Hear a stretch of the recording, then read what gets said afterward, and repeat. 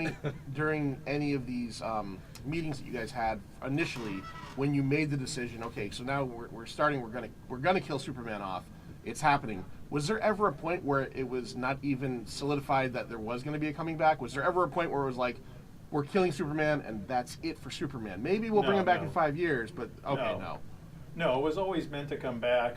We had to lobby DC to not have it happen immediately, because that's why we came up with some, I think there's a couple of, maybe the News Time magazine was like a commemorative, and then we did a special with a bunch of little short stories of Gangbuster and things, and then there was the Superman poster magazine. Those came out in a period of time that they stopped publication, and that was a plan that came about when the sales got so big and we knew it was huge. I think we all kind of felt like if we suddenly have our Superman in previews for like the very next issue, people are going to say, "Oh, he's coming back." Right. It would be so by taking them out of ceasing publication for a couple months was a good ploy in a way to help amp up interest, I think, in the return.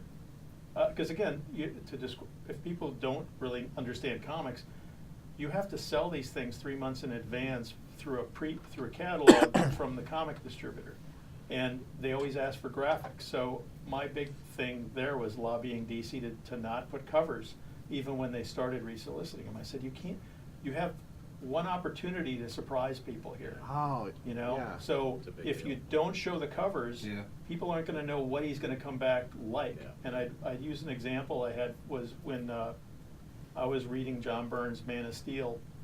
As he was drawing it, I was getting copies of his pencils, not necessarily the inks or lettered pages. I would get the pencils from Andy Helfer, who was the editor, to prepare me for when I was going to take over Adventures of Superman when the book started up again after the relaunch. This is like 1986.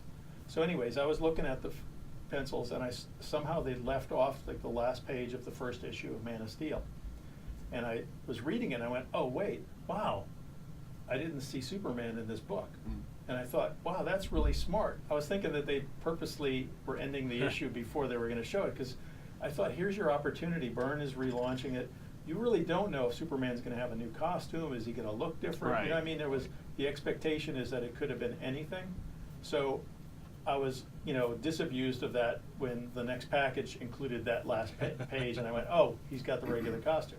So that was a big thing for me to pitch when we were talking about the return of Superman, was the fact that to not give away stuff in advance was going to just help sell that return more, because people really don't know what to expect.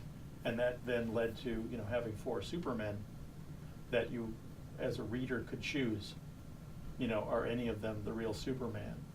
Yeah, it was an interesting storyline. I don't know if you remember it at all. I read it. Yeah. Yeah, it was a good mystery for a little while. Yeah. Trying to figure out exactly who he was, if he was any of those 4. Because who we had the Cyborg Superman, Steel, Superboy, the Eradicator. The Eradicator, right. And then you had John Henry, who was Steel. Yep. Yeah. Yep. But when I read that as a fan, because I'd been part of the Superman Summit, our meeting time. I was there for the first day where we planned out pretty much what happened in Adventures 500, where he comes back spiritually. He kind of comes back.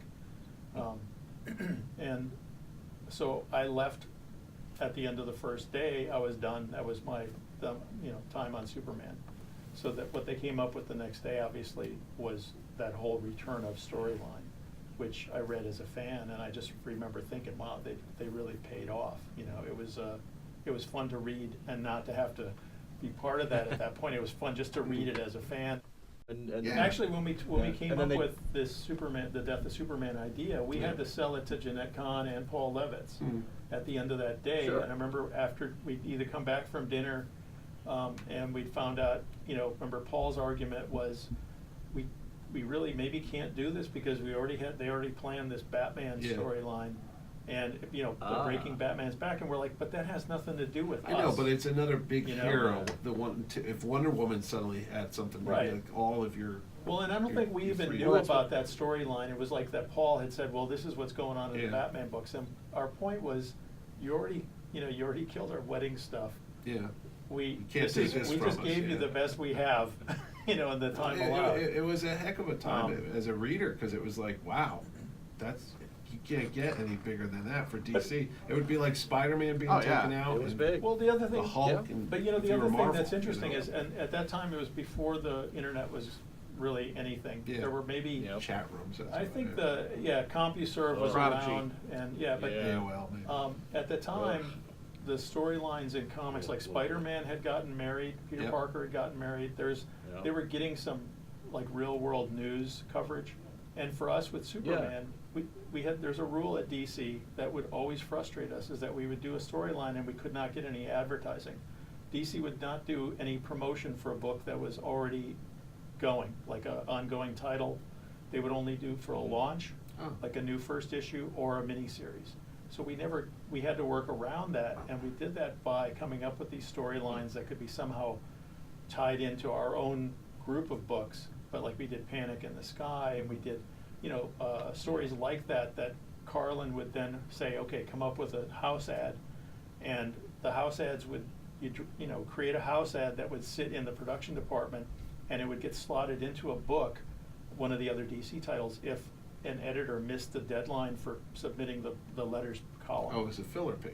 Yeah, so it was like a filler that was sitting there. So Oh, yeah. Carlin figured out I remember that that. was a good way, and we wound up, because DC editors are always missing their deadlines for getting the letter columns, and we had these house ads. Mhm. And that's how we wound up selling this stuff. So we also got into the idea of coming up with stuff that was maybe noteworthy, and we wound up on Entertainment Tonight, and we wound up on, you know, a lot of these type of things, which Yeah. would then spiral.